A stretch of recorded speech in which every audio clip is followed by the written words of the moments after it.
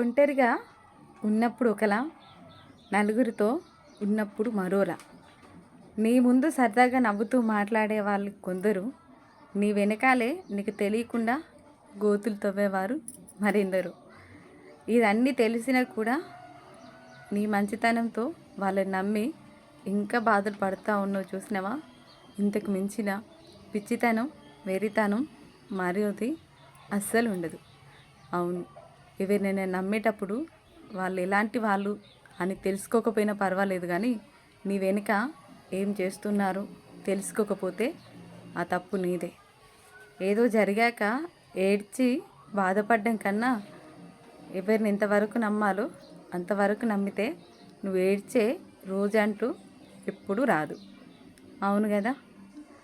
నమ్మడం అనేది మనిషి యొక్క స్వభావం అయితే, ఇతరులని ఇంతవరకు నమ్మాలి అనేది తెలియకుండా నమ్మడం అంతకు మించిన వెర్రిబావులతనం అని నా అభిప్రాయం.